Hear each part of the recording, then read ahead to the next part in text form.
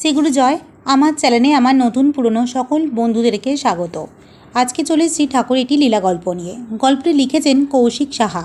গল্পটির মাধ্যমে কৌশিক সাহা তার নিজের জীবনেরই ঘটনা তুলে ধরেছেন। সালটা 2012। আমার টাইফয়েড হয়েছে। প্রায় 2 মাস ব্যাপী আক্রান্ত ছিলাম।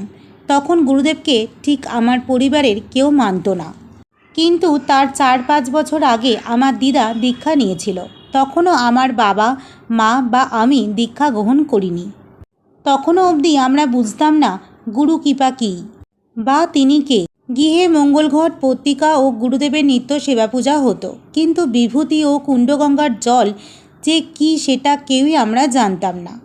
যখন আমি টাইফয়েডের জ্বরে খুব অসুস্থ, কাউকে চিনতে পারতাম না, খাওয়া দাওয়া বন্ধ হয়ে গিয়েছিল, ভুলভাল কথা বলতাম, এমন সময় এলো যখন আমি বিছানা নিলাম, মা দিদি কান্নাকাটি করছে। তখন আমাদের অর্থনৈতিক অবস্থাও খারাপ। বাবা আমাকে ভালো হাসপাতালে রেখে চিকিৎসা করাবে, তারও উপায় নেই। এর মধ্যেই আমাকে 4 জন ডাক্তার দেখানো হয়েছে। শেষে আমার মামারা তাদের পরিচিত এক ডাক্তারের কাছে আমাকে দেখালো। সেই ডাক্তারের ওষুধেও কোনো কাজ দিচ্ছে না। শেষে অনেক রক্ত পরীক্ষা করানো হলো। আমার পা অবশ হয়ে গেল। আমার শরীরের নিম্ন অংশে ডাক্তারবাবু কোনো সার পাচ্ছিলেন না। পরপর 2 জন ডাক্তার বললেন হাসপাতালে ভর্তি করতে হবে আমাকে। আমার মা জোরাজুরি করলো আমাকে বাড়িতে রেখে চিকিৎসা করাবে। তখন ডাক্তারবাবু বললেন ঠিক আছে, 2 দিন সময় নিলাম। একটা ওষুধ লিখে দিলেন, সেটা কাজ না দিলে হাসপাতালে ভর্তি করতে হবে বললেন। সেই দিন বিকেলেই আমার দিদা আমাদের বাড়িতে আসেন, সঙ্গে বিভূতি ও কুণ্ডগঙ্গার জল নিয়ে। দিদা আমার মাকে বললেন আমাকে বিভূতি ও কুণ্ডগঙ্গার জল খাইয়ে দিতে।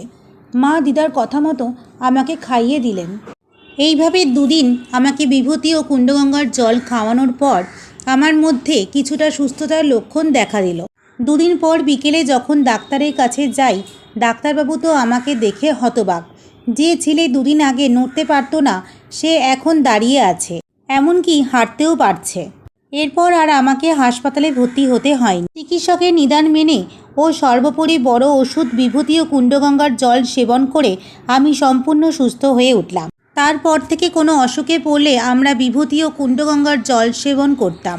আজকের গল্পের এই বিভূতি কুণ্ডগঙ্গার মাহাত্ম্য কেমন লাগলো তা অবশ্যই কমেন্টে জানাবেন বন্ধুরা। আর লাইক, শেয়ার, সাবস্ক্রাইব করতেও ভুলবেন না। নমস্কার, শ্রীগুরু জয়।